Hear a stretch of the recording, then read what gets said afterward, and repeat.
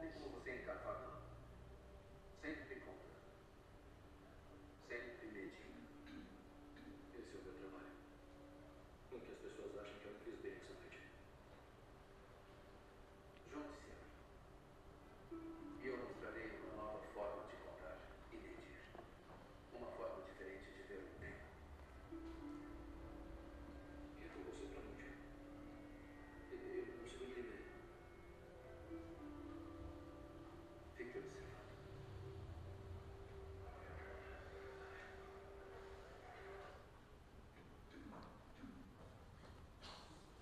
Vocês sabem o que aconteceu depois, né? Lógico. Vocês acreditariam se vocês vissem? Uma pessoa, vamos colocar o Renato, transformando água em vinho.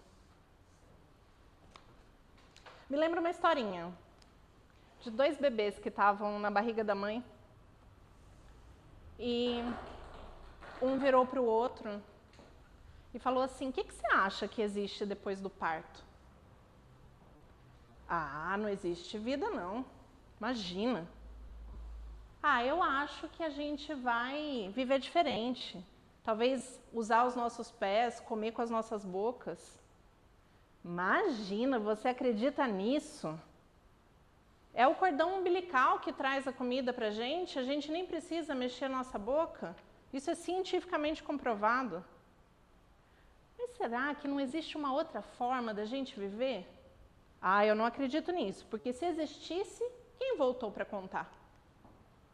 Você já viu alguém voltar do parto para contar que existe vida após o parto? Não, mas e a nossa mãe? Ela não vai olhar por nós? Ah, você acredita em mãe?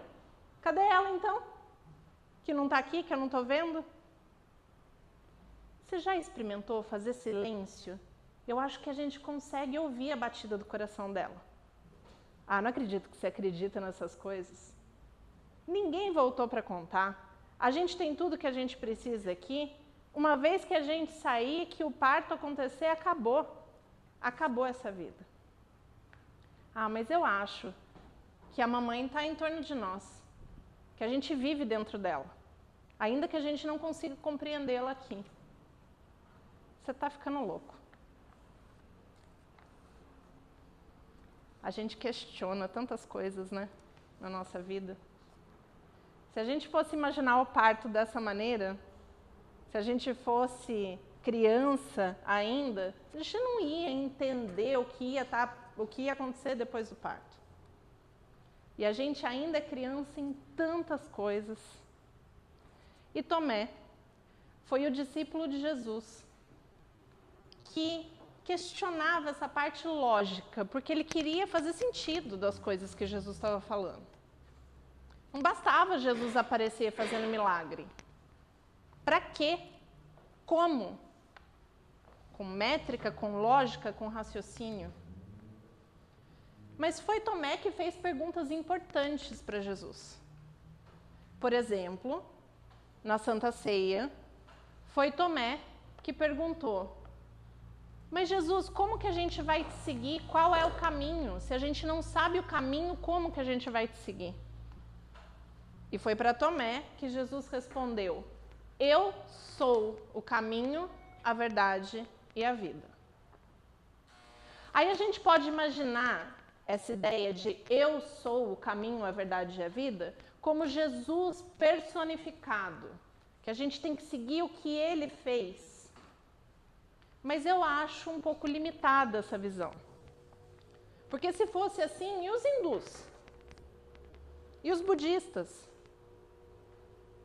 Se ele estivesse falando dele, pessoa, indivíduo, como que fica as outras religiões? Então Jesus não estava falando dele como pessoa. Jesus estava aplicando um modo de se viver. Falando que estava disponível a cada um de nós. O eu sou, eu, você, todos nós. Somos o caminho, a verdade e a vida.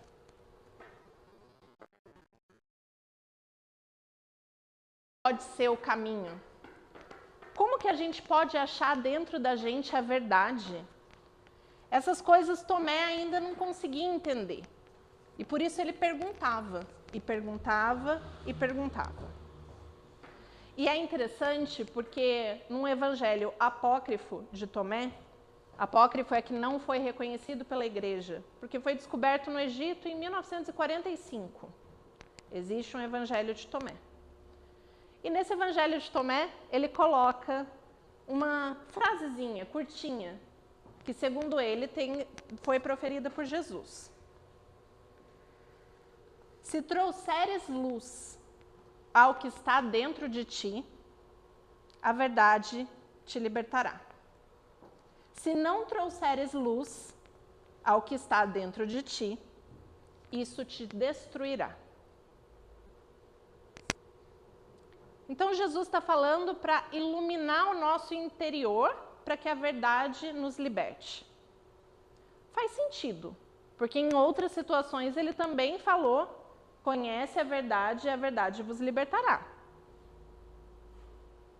E ele também falou que se a gente tivesse a fé de um grão de mostarda, a gente seria capaz de mover montanhas. Mas o que é essa fé de um grão de mostarda? Será que ele estava tentando quantificar o tamanho da fé? Não. Não estava tentando quantificar o tamanho da fé, porque a fé não dá para ser medida. O que ele quis dizer então? Se a gente pegar uma semente, um grão de mostarda, a semente carrega todo o potencial de uma árvore. Se a gente olhar para a árvore mais alta que a gente encontrar na cidade, ela foi um dia uma semente. E se a gente acreditar que a gente tem dentro da gente o potencial de fazer coisas tão grandiosas, ainda que a gente seja semente, a gente conhece o caminho, a verdade e a vida. E isso nos libertará. A gente consegue mover montanhas de crenças que a gente colocou como limite para as coisas que a gente pode fazer. Quem aqui acordou hoje e falou assim: eu vou agir igual Jesus e vou fazer os milagres que ele fez? Ou a gente olha Jesus como: ele conseguiu, quem sou eu? Ou a gente se vê potente para fazer os milagres que Jesus fez? Isso que Tomé buscou com Jesus. E para mim, Tomé é um discípulo próximo, porque eu me vejo nesses questionamentos. Eu me vejo com crenças muito limitantes. Eu não me vejo capaz de transformar vinho em água, apesar de Jesus ter mostrado que isso é possível. Por quê?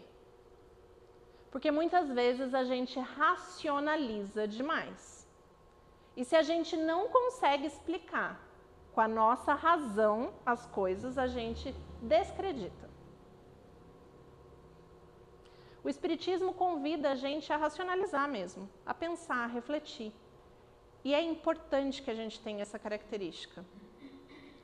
Mas se a gente só der o passo, se tiver certeza, a gente está morto, gente. Porque não foi isso que Kardec fez lá atrás. Se ele tivesse usado a razão num primeiro momento, ele falaria: mesas girantes? Isso daí não existe. Vocês sabiam que no nosso DNA, na nossa estrutura de DNA, a gente tem uma parte desse DNA que é o DNA da dúvida? Quem sabia disso aqui? Porque a gente precisa da dúvida para evoluir. Todo ser humano, todos nós, temos o DNA da dúvida. A dúvida faz parte do nosso processo evolutivo. Porque a dúvida leva a gente a imaginar soluções alternativas para os problemas que a gente encontra. E ao imaginar essas alternativas, a gente constrói teorias. Vem para a razão. A gente testa essas teorias. Aí a gente imagina novas soluções, vai para a dúvida de novo. A gente testa teorias, vem para a razão. E a gente fica fazendo esse ciclo que é o que leva a gente a evoluir. E é por isso que a gente criou tantas coisas. Um belo dia, uma maçã cai na cabeça de um físico. E ele se pergunta, por que caiu? E indo atrás da dúvida, descobre, imagina, cria teorias, volta para a razão, constrói em cima da razão, vai para a dúvida de novo, volta para a razão. Se a gente fica na certeza, a gente não cresce. Se em um momento a gente garantir que a gente sabe tudo, não tem mais evolução, acabou, morreu. E a vida não tem isso, gente. A vida é constante aperfeiçoamento. Mas em algum lugar na nossa mente, a gente achou que fé é diferente de dúvida. Quem tem fé não duvida. Quem duvida não tem fé. Isso não é verdade. Quem tem fé aceita a dúvida como parte do processo. A pessoa que tem fé não é a que tem certeza, porque ela não tem. Muitas vezes ela não sabe como as coisas se dão, mas ela aceita a dúvida, porque ela aceita humildemente que ela não sabe tudo. Quem já tinha pensado dessa maneira? É difícil, né? Parece contraintuitivo. Mas é como a coisa funciona. Por isso, Tomé questiona o tempo inteiro. Tomé questiona Jesus, Tomé questiona o caminho, Tomé quer saber a lógica da coisa, porque a gente precisa questionar para evoluir. Não tem problema questionar. O problema é não questionar. Assumir como certeza, como verdade, como já saiu aquilo e é daquele jeito. Isso é complicado. Tá, Mi, mas então, se a gente tiver que ficar retestando todas as teorias em todos os momentos, a gente também não vai evoluir, verdade? E é por isso que a gente vai construindo raciocínios. A gente pega um pouquinho de lógica, valida ali, constrói um pouco em cima disso, volta, revê se você não está seguro demais e vai e segue construindo. A lógica, ela é parte de um processo evolutivo, mas ela não vem primeiro. Se ela vier primeiro, é como um bebê falando para o outro bebê. A vida após a morte, após o parto, não existe. É tudo que eu consigo provar, é o que eu estou conseguindo ver. A gente conhece tão pouco. Se a gente pegar os últimos 70 anos, olha quantos avanços na ciência a gente fez. Versus o tempo de Jesus. A gente está evoluindo e ainda tem muito mais para evoluir. A nossa capacidade de aprendizado ela é muito elástica. Mas muitas vezes a gente quer ter certeza antes de dar o primeiro passo. Não se move se não tiver garantias de que vai funcionar. E por que isso acontece, sendo que não está no nosso DNA? Está no nosso DNA ter dúvida. Por que a gente quer ter tanta certeza das coisas? Porque a gente tem medo de sofrer. E se eu der um passo e a coisa não sair do jeito que eu quero? Eu vou sofrer. Então, eu arranjo formas de controlar o incontrolável para que eu não sofra. Isso não é falta de fé? E se a gente começar a dar os passos acreditando que tudo que está no nosso caminho é para o nosso bem? Mas a gente pensa assim? Quando uma coisa que não é muito legal, que não sai conforme o nosso planejado acontece, a gente tem a fé de que a semente precisa da chuva para desabrochar? Que muitas vezes precisa do esterco do solo para ganhar nutriente?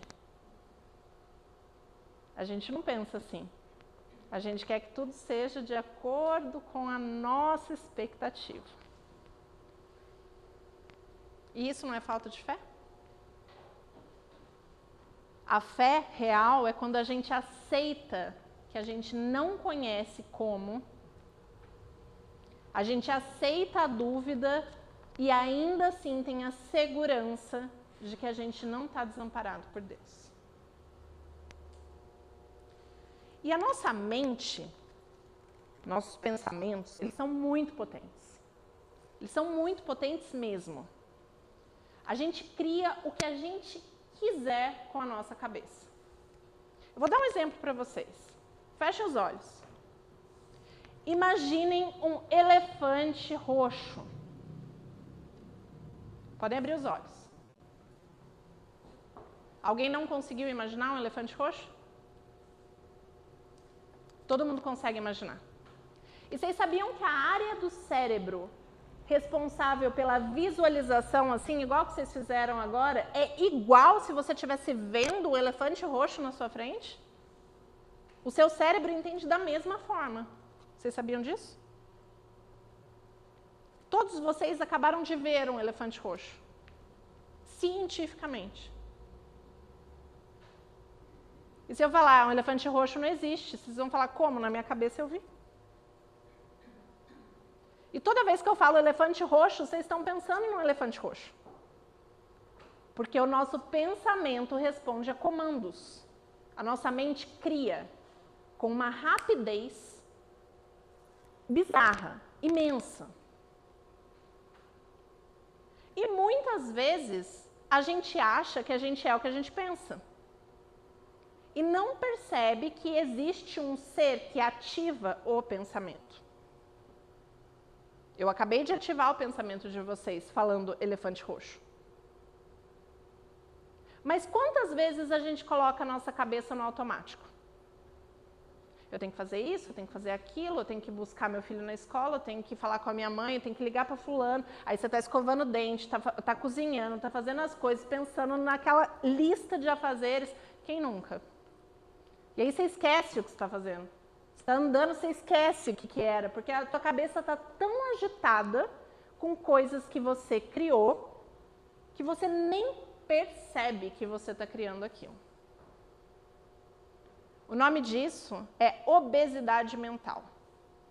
E é uma doença que todos nós sofremos no mundo atual.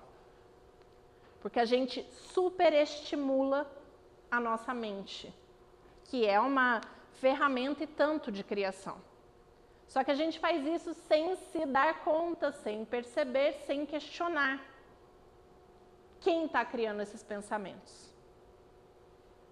E o mais louco de tudo é que Jesus, há 2000 anos atrás, falava, orai e vigiai. Vigiai o quê? O que você está criando, o que você está pensando, o que você está vibrando. E ainda hoje, quando a gente fala, vamos sentar e meditar, eu escuto gente falando assim, não consigo. Meditar? Não tem jeito. Não consigo ficar sem pensar em nada. Mas meditar não é ficar sem pensar em nada. Meditar é observar os comandos que você está dando para o seu pensamento. O que você está pensando? É o que você quer pensar? Ou você está se preocupando com coisas que nem são suas preocupações? Ou você está abrindo o seu campo vibracional para influências de espíritos que você nem percebeu? E muitas vezes a gente está nesse processo totalmente inconsciente. Criando coisas com a nossa cabeça, elefantes roxos e afins, crenças de que a gente pode, que a gente não pode, sem perceber. Quantas vezes a gente repete por dia? Nossa, Caçapava não vai para frente, porque aqui, tarará, reclama. A gente está criando. Nosso cérebro não diferencia o que a gente vê na realidade do que a gente imagina. Quando Jesus fala, se vocês tiverem a fé de um grão de mostarda, se vocês entenderem o potencial que vocês são e a capacidade de criação que vocês têm, vocês são capazes de remover montanhas. É esse tipo de montanha que a gente está falando. Remover o impossível. Mas isso não significa que tudo vai sair do jeito que a gente quer. E muitas vezes a gente tem essa ideia de que, eu vou acreditar no melhor, mas daí você tem aquela expectativa com um roteiro bem certinho do que tem que acontecer. E se a coisa não sai meticulosamente daquele jeito que você controlou, a gente já desanima, já perde a fé. Porque Deus não está agindo como a gente quer que Deus haja. Então, será que a gente é poderoso mesmo? E aí a gente se duvida. Quando, na verdade, a gente está não aceitando a dúvida como parte do processo. Não sabendo que a gente não sabe como as coisas vão acontecer, mas que a gente, se acreditar com fé, as coisas acontecem. Como, quando, é outra história. E o tempo é uma coisa importante. Porque a gente precisa do tempo para a fé se materializar. E a gente precisa do tempo para a lógica fazer sentido. A gente fala tanto de razão, tanto de, nossa, as coisas têm que ser desse jeito, e a ciência vai provar, mas a gente precisa de tempo para chegar lá. Porque se a gente julga algo antes do tempo, a gente corre um sério risco de se enganar, dada a historinha que eu contei dos bebês no ventre da mãe. Eles eram imaturos ainda para julgar. Quantas coisas a gente é imaturo ainda para saber? Quando falaram lá na Idade Média que a Terra girava ao redor do Sol, falaram, que? Imagina, isso é um absurdo. Hoje já é uma verdade assim. O que mais que a gente não sabe e que a gente coloca como certeza que não é e não se permite questionar? Porque não tem o tempo, a maturidade ainda para entender os processos da ciência. Vocês sabiam que o joio e o trigo, que Jesus tanto falou, num determinado momento eles crescem exatamente iguais? Você precisa de tempo para diferenciar um do outro, porque senão você arranca o joio achando que é trigo, ou tira o trigo achando que é joio. Precisa de tempo para separar. Só que a paciência é outra virtude que a gente tem bem escassa. E a paciência também é caridade, segundo o Livro dos Espíritos. A gente fica falando que sem caridade não há salvação, achando que é só dar esmola na rua. Caridade é ter paciência com a gente, com os outros, com o nosso julgamento, com a crítica interna e do outro. Com esse senso de justiça que a nossa cabeça define como certo e como errado, e que no final a gente não entende direito. Ai, mas tal coisa me aconteceu, Deus deve estar contra mim, porque se eu tivesse agindo direito, isso não ia acontecer. Aí a gente distorce a ideia, cria uma lógica do porquê que as coisas têm que sair do jeito que a gente quer. E quando não sai, a gente blasfema. A gente se irrita. A gente perde a fé. A gente solta um palavrão. Briga com o marido, briga com a esposa, briga com o filho, porque o negócio não saiu no tempo que você queria, do jeito que você queria. E essa fé que move montanha? E por isso eu, com Tomé, aprendi 3 coisas. Estou aprendendo ainda, tem meus momentos. A primeira é que a gente não deve excluir a dúvida do processo da fé. A dúvida faz parte. Não sei quando, não sei como, mas sei que vai dar certo. Porque eu sou filha de Deus e eu mereço. Eu sou o caminho, a verdade e a vida. E na vida tem dúvida. Na morte não tem, na morte tem certeza. Na vida tem dúvida. E eu sou a vida. Com Tomé eu aprendi que a gente precisa ter tempo para validar a lógica. Porque em muitos momentos a gente não consegue entender logicamente os caminhos de Deus. Muitas vezes para a gente não vai fazer lógica nenhuma. Mas para Deus está perfeito o plano. E o terceiro ponto é que nós somos a verdade. Nós temos isso dentro da gente. E é o que Jesus ensinou a gente a fazer, a olhar dentro da gente. Não foi a seguir ele como o homem Jesus, mas foi a procurar ele dentro da gente, nas nossas atitudes, no nosso dia a dia. E é por isso que eu encerro com um poema que para mim traz muito perfeita essa ideia de justiça divina. Por um espírito que inspirou falar dos discípulos.